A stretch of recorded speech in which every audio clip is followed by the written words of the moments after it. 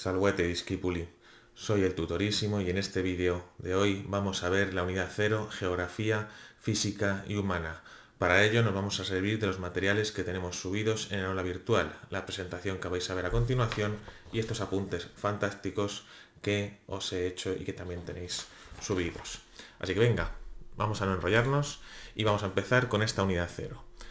¿Qué es lo que vamos a ver en esta unidad? Vamos a ver qué es la geografía, que es la ciencia de los territorios, vamos a ver una de las partes fundamentales que es la cartografía, un poquito del medio natural y un poquito de la población. Así pues, vamos a empezar con qué es la geografía, esa ciencia de los territorios, pues como su propio nombre indica, que viene del griego, geografía. La geografía se dedica a la descripción de la Tierra, es la ciencia que se dedica a la descripción de la Tierra y que estudia todos los fenómenos que ocurren en la superficie. Estos fenómenos pueden estar relacionados bien con el medio natural o bien con el medio humano. Cuando se trata de medio natural tenemos la geografía física, pues por ejemplo, temas relacionados con el relieve, con lo que es la orografía, con el clima, que es la climatología, las aguas, que es la hidrografía, etcétera, etcétera. En cambio, cuando se trata de un fenómeno humano, sobre todo los fenómenos relacionados con la población, pues tenemos otro tipo de cosas como puede ser la demografía o la geografía económica, que es lo que vamos a ver en este curso, y un montón pues, de casuísticas más. Así pues, vamos ya con la parte más importante, o una de las partes más importantes, en mi opinión, de la geografía, que es la cartografía, porque esta es la ciencia o la parte de la geografía que se dedica a la elaboración de los mapas. Y el mapa es pues, la herramienta más básica que utiliza un geógrafo. ¿Qué es un mapa? No es otra cosa que la representación en dos dimensiones de una parte de la superficie de la Tierra, o de la superficie de entera, o sea, en su totalidad, ¿no? Eso sí, a escala, o sea, a un tamaño reducido. Y como me gustan mucho los mapas, os he preparado un recorrido histórico por la cartografía desde los inicios del mundo. De hecho, desde tan inicios que este es el primer mapa conocido que tenemos del ser humano, que es el mapa es un mapa de Babilonia. Aquí tenemos la ciudad de Babilonia, bueno, aquí se ve esta franja de aquí, y con los territorios que la rodeaban alrededor, con el río Éufrates y a su alrededor lo que llamaban ellos el río agridulce, ¿no? Bueno, pues el océano, vaya. Posteriormente, los griegos tenían esta concepción del mundo, en la cual existían tres grandes continentes, Europa, Asia y África, que ellos llamaban Libia, todo ello rodeado por una gran masa de agua que era el océano. Más adelante, los griegos van a perfeccionar mucho el tema de la cartografía y aquí llegamos a Eratóstenes de Cinere, que es una persona fundamental, ya que es el primero en utilizar los meridianos y los paralelos, estas líneas verticales y horizontales, para ubicar una localización en un mapa. Aparte de ello, Eratóstenes, que es este señor de aquí, es famoso, más que por eso, es más famoso por haber calculado el perímetro de la Tierra con un margen de error mínimo, y lo hizo fijándose en las sombras que proyectaban un obelisco y un pozo en dos puntos diferentes de Egipto, que es donde él vivía. Os animo a buscar información sobre esto en internet. Posteriormente, otros geógrafos importantes de la antigüedad van a ser Ptolomeo, que va a ser el geógrafo básico que van a utilizar sobre todo en la Edad Media y hasta la Edad Moderna. Y no únicamente hay geógrafos occidentales o clásicos en este periodo, sino que también tenemos que tener en cuenta, en este caso, a los musulmanes. Este es el famoso mapa de Al-Idrisi, que se encuentra en esta tabla rogeriana, y si os fijáis es un mapa que está del revés, pero del revés para nuestros estándares. Tenemos el sur en la parte de arriba y el norte en la parte de abajo. Aquí podemos distinguir la península ibérica, mar Mediterráneo, península arábiga, Asia, África y demás. Mientras tanto, en la Edad Media se sigue utilizando el modelo de los griegos, ¿no? Que son lo que se conoce como los mapas de TNO que aparecen en las miniaturas. Se representaba el mundo como una gran esfera rodeada de agua, o sea, una gran masa de agua que rodeaba tres continentes, nuevamente Asia, Europa y África, que se ponían en forma de T, estando en el centro de la ciudad de Jerusalén. Pero con la era de los descubrimientos, que esto es lo que vamos a ver en este curso, en historia, ya la cartografía se desarrolla de una manera espectacular y se amplían nuestros horizontes. Este es el mapa de Juan de la Cosa, que está en el Museo Naval de Madrid, y es un mapa en el que por primera vez se muestra esta zona verde de aquí, que es el continente americano. Posteriormente tenemos también otra serie de avances, como este mapa de Gerardus Mercator, en el cual utiliza por primera vez la proyección que lleva su nombre. Vamos a hablar de las proyecciones ahora en breve. Y ya finalmente hasta llegar a los mapas del día de hoy. Ahora bien, nosotros estamos acostumbrados a ver los mapas de una manera, sin embargo, dependiendo del sitio donde estemos, dependiendo de la importancia que le demos, porque los mapas no son inocentes, pues tendremos representaciones de la Tierra de diferentes maneras. Esto es un mapa ruso en el que el centro, el meridiano central, pasa por Moscú. Bueno, realmente esto es un meridiano, porque el meridiano vendría por aquí, pero el caso es que en el centro está Moscú. Esto es un mapa que estamos, como los que estamos acostumbrados a utilizar nosotros, en el cual, ahora sí, el meridiano cero, que es el de Greenwich, está justo en el centro. O sea, que tenemos en el centro Londres y Europa Occidental, entre ellos España. Sin embargo, nos podemos ir a Estados Unidos y aquí tenemos un mapa en el que se muestra el continente americano en un punto central, o este mapa que se utiliza en Asia, sobre todo en China, en el cual aparece el continente asiático y en concreto pues los chinos en el centro del mismo. Ahora bien, todos estos mapas, por muy diferentes que sean, son todos igual de válidos, incluido este de aquí, que es muy gracioso, que recuerda al mapa de Al-Idrisi, en el cual nuevamente es un mapa del revés, en el que el sur se encuentra arriba y el norte se encuentra abajo. Ahora bien, este mapa es igual de válido que todos los anteriores, ya que los conceptos de norte y sur son conceptos arbitrarios, ya que en el universo no existe arriba y abajo. Y ahora vamos a pasar a las características fundamentales que tienen que tener los mapas. Todos los mapas deben valerse de una proyección y de una escala. La proyección es la manera de representar la superficie de la Tierra en una superficie plana. Como la Tierra es una esfera, si la ponemos o si la representamos en una superficie plana, necesariamente vamos a tener que deformarla. Simplemente por la forma que tiene, vaya. Entonces, las proyecciones pueden ser, bueno, conformes o equivalentes, pero no vamos a ahondar en ello, simplemente que sepáis que las proyecciones más usadas son estos tipos de proyecciones, o bien la cilíndrica, o bien la cónica, o bien la azimutal o cenital. La cilíndrica se envuelve la Tierra en un cilindro y te aparece este tipo de mapas, por ejemplo la Mercator. En la cónica se envuelve en un cono y te aparece este tipo de mapas, por ejemplo Lambert. Y en la azimutal simplemente se superpone un plano encima de la Tierra, normalmente con el punto central en uno de los polos, y te aparece este tipo de mapas circulares. Así pues, esto es una Mercator, que es de las más usadas, una proyección cilíndrica, esta es la cónica de Lambert, y esta es una proyección plana o azimutal. Ahora bien, si bien estas son las tres más comunes, no son las únicas. Tenemos otro tipo de proyecciones que se suelen llamar matemáticas. Aquí tenemos un ejemplo de la proyección de Gude, o este que es el mapa Dymaxion, que forma un poliedro de 12 caras. La otra característica fundamental de los mapas es la escala, es la ratio a la cual se representa la superficie representada respecto a su tamaño real. O sea, es la relación matemática que existe entre lo representado en el mapa, el tamaño de lo representado en el mapa y su tamaño real. Y se suele expresar mediante una fracción matemática. Bueno, y también mediante una escala gráfica, pero a nosotros lo que nos interesa es esto, la escala matemática. Aquí, por ejemplo, este plano tiene una escala de 1 entre 15.000. Quiere decir que un centímetro en este caso, porque es un mapa representado en este mapa, equivale a 15.000 centímetros en la realidad. O sea, equivale a 0,15 kilómetros, o sea, 150 metros.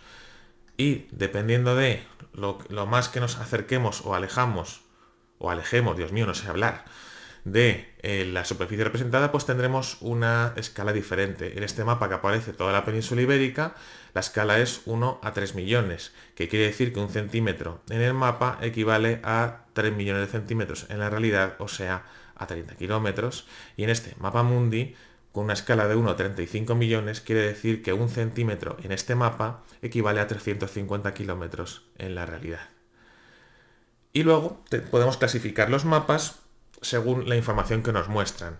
Las clasificaciones más comunes son aquellas en las que Se dividen los mapas en mapas generales, como este, que es un mapa topográfico que te pone o que te muestra muchísimo tipo de información. Por ejemplo, aquí tenemos las curvas de nivel que nos indican altura y gracias a ellas podemos hacernos una idea del relieve. Tenemos cotas de altura, tenemos caminos, tenemos vegetación, tenemos núcleos urbanos, tenemos topónimos, ríos, etcétera, etcétera.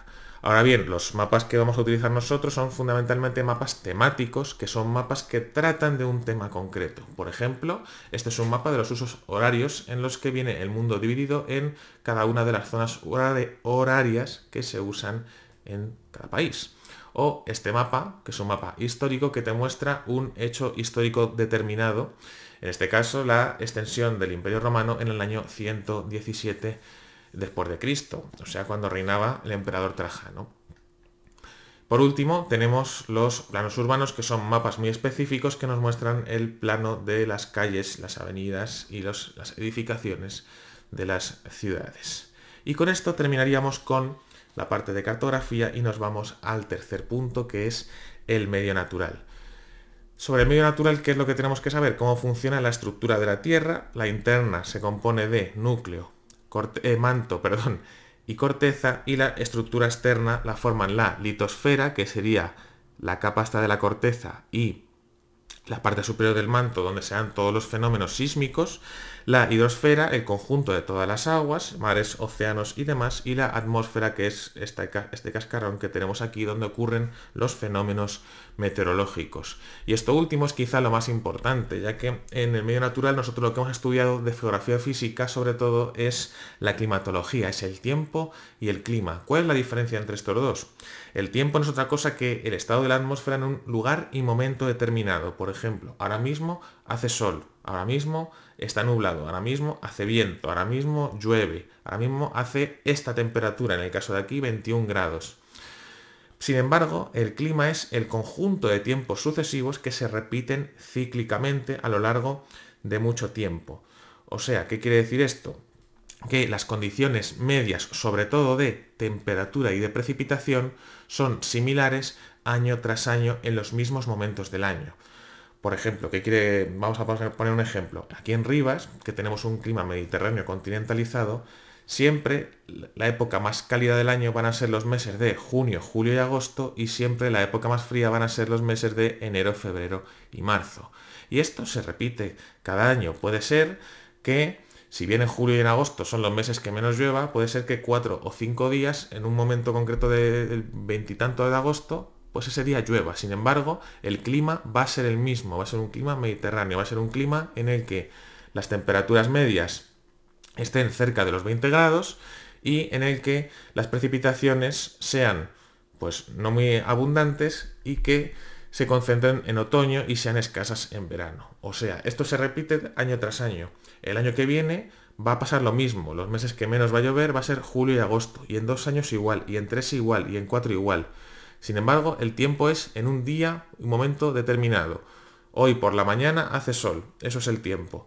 Sin embargo, el clima es el mismo y siempre se repite año tras año. Y dentro de estos climas que hay en el mundo, pues existen muchísimos. Estos son los que estamos acostumbrados a estudiar en primero de la ESO, hay muchos más. Y los podemos agrupar pues muy fácilmente en climas cálidos, los que se concentran sobre todo en las zonas ecuatoriales y tropicales, los climas templados, los que están por encima de ellas, tanto por el norte como por el sur, y finalmente los climas fríos que se dan en las latitudes polares y en las zonas de alta montaña. Y aquí tenéis ejemplos de cada uno de los climas con su correspondiente climograma, pero esto estoy convencido de que ya lo sabéis porque os acordáis de todo de lo de primero de la ESO. Y vamos a terminar hablando de la geografía humana, de la parte más importante, que es la población. ¿Qué es la población? No es otra cosa que el conjunto de habitantes que habitan un lugar en un momento determinado. Y esta población no ha sido la misma en el planeta Tierra en todas las épocas históricas. De hecho, la población ha ido creciendo a diferentes velocidades desde que nosotros, nuestra especie, puebla la Tierra. Ha habido 2 momentos clave en el desarrollo de la población. Uno es el desarrollo de la revolución neolítica, que nos hizo pasar de pueblos nómadas como estos de aquí a pueblos sedentarios. Se inventa la agricultura y la ganadería y eso hace que haya un excedente de alimentos. Por lo tanto, se crean las ciudades, el ganado se domestica, al igual que las plantas. Esto hace que se pueda alimentar a más gente y la población empiece a subir, empiece a crecer de una manera lenta, pero más o menos constante, con altibajos, pero constante. El otro gran momento referido a esta evolución de la población es la revolución industrial, que comienza a finales del siglo XVIII, la segunda mitad del siglo XVIII, en Gran Bretaña, y en el resto del mundo, bueno, del mundo, de Europa más bien, y de Estados Unidos en el siglo XIX. Esto hace que haya un montón de avances tecnológicos, pero los avances que nos interesan son aquellos que consiguen reducir la mortalidad, que son básicamente los avances alimentarios, los higiénicos y los sanitarios. Esto hace que muera mucha menos gente, pues, por enfermedades que antes eran bastante mortíferas. Y al estar los nacimientos estabilizados, lo que ocurre es que la población se dispara y crece de una manera exponencial, un crecimiento que todavía seguimos sufriendo a día de hoy. Aquí tenemos una gráfica en la que se ve la población mundial a lo largo de la historia. Empezando desde la revolución neolítica, podemos ver que empieza a crecer. BCE quiere decir Before Common Era, o sea, antes de la era común, antes de Cristo. Y podemos ver que el crecimiento de la población va subiendo muy despacito. Aquí tenéis un 0,04% al año, muy despacito. El año cero no existe, por cierto. Y cuando llega por aquí, hacia el siglo XVIII-XIX, lo que pega es un pedazo de petardazo brutal hacia arriba, debido a la revolución industrial, hasta llegar a los casi 8.000 millones de personas que somos al día de hoy, al año 2021. Estamos ahora mismo en 7.900 y pico millones de personas la última vez que lo miré. O sea, ¿cómo explicamos esto? Antes, después de la revolución neolítica, tenemos alta natalidad y alta mortalidad. Recuerden, nacimientos y defunciones por cada 1.000 habitantes. ¿Qué es lo que ocurre cuando, debido a los avances, sobre todo médicos, de la revolución industrial, la mortalidad decrece mucho? Que tenemos un gran crecimiento, un crecimiento muy grande y muy explosivo. Y hoy en día la tendencia que hay, sobre todo en los países desarrollados, es que la natalidad descienda, porque cuanto mejor vive uno y sobre todo cuanto más se incorpora la mujer al mundo laboral, menos nacimientos hay, o sea, más baja tasa de natalidad. Ahora mismo nos encontramos con tasas de natalidad y mortalidad muy bajas, repito, en los países desarrollados, que incluso en algunos casos dan lugar a crecimientos naturales negativos. ¿Cómo se distribuye esta población de la que hemos hablado? Pues no todo el mundo, no la misma cantidad de gente vive en los mismos sitios. Hay zonas que prefieren ser habitadas por las personas antes que otras, ¿no? Sobre todo por temas climáticos, entre otros. Ahora mismo las zonas más pobladas, como podéis ver en este mapa, son la mitad oeste de los Estados Unidos, las costas de Sudamérica, África Central, toda Europa Occidental, Oriente Medio y sobre todo el sur y el sureste del continente asiático. Y bueno, aquí lo podemos ver de otra manera. Esto es un mapa de relieve en el que se puede ver que donde más densamente poblada está, las zonas más densamente pobladas del planeta son la India y China. Recuerden que cuentan con más de 1.000 millones y más de 1.300 millones de personas cada uno de estos países. Y para ilustrar este desigual reparto de la población en todo el mundo, podemos ver, por ejemplo, que en este círculo, dentro de este círculo que tenemos aquí dibujado, vive más personas que en el conjunto de tierras que están fuera de él. O, por ejemplo, que en esta pequeña mancha roja de aquí, que corresponde a Bangladesh e India, viven las mismas personas que en todos los territorios azules sumados juntos. Viven las mismas personas aquí que en todas las áreas azules juntas. Y ya por último tenemos que ver los desplazamientos de la población, que esos son las migraciones. Una migración no es otra cosa que un desplazamiento de población desde un lugar de origen a otro lugar de destino. Y una migración implica un cambio de residencia. O sea, no es algo temporal, no es como ir a trabajar, que luego vuelves a tu casa, sino que implica un cambio de residencia. En el país de origen, a las personas que migran se les considera emigrantes y en el país de destino se les considera inmigrantes. O sea, la diferencia básicamente, el punto de vista. ¿Y qué es lo que suelen hacer los emigrantes? Suelen migrar desde zonas pobres hacia zonas ricas, por lo general.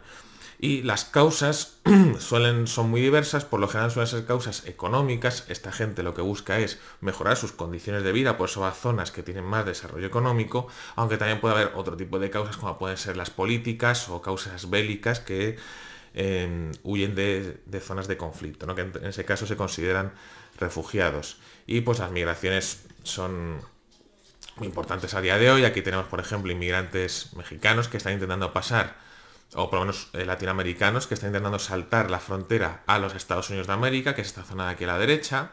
O nosotros en España estamos acostumbrados a esto, a los cayucos que intentan cruzar el estrecho o llegar a las Islas Canarias desde África. O los saltos de la valla a las ciudades autónomas de Ceuta y Melilla. En este caso son inmigrantes subsaharianos que están intentando, bueno, de hecho lo han conseguido saltar la valla de Melilla. Y para hacernos una idea de todo esto a nivel global, podemos usar este mapa del saldo migratorio. El saldo migratorio no es otra cosa que los inmigrantes menos los emigrantes, o sea, la diferencia entre inmigración y emigración. Por lo tanto, si el saldo es positivo, quiere decir que hay más inmigrantes que emigrantes. Llega más gente de la que se va. Si es negativo, color naranja, sale más gente de la que entra. Hay más emigrantes que inmigrantes. Y como podemos ver, la mayoría de países que recibe inmigrantes son los países desarrollados del hemisferio norte y Australia, mientras que la mayoría de los países que pierde población, pierde población en el sentido de que emigra, son los países pobres de las zonas que están menos desarrolladas. Y en este gráfico fantástico podemos ver desde dónde y hacia dónde se dirigen, desde qué regiones del mundo se dirigen los grandes flujos migratorios. Si está pegado la banda a la barra de cada región, quiere decir que salen por aquí, y si tiene este hueco delante, quiere decir que llegan, como dice estas flechas. Y aquí nos podemos hacer una idea de cuáles son los grandes flujos migratorios que afectan al mundo al día de hoy. Y fin. Se acabó. Espero que no os hayáis dormido mucho con este vídeo y espero que os haya resultado interesante. Para cualquier duda, pregunta, inquietud y comentario, ya sabéis cómo podéis acceder a mí, escribirme por correo electrónico, por el aula virtual o bien por mis redes sociales que estarán aquí abajo, fundamentalmente el Instagram y el Twitch.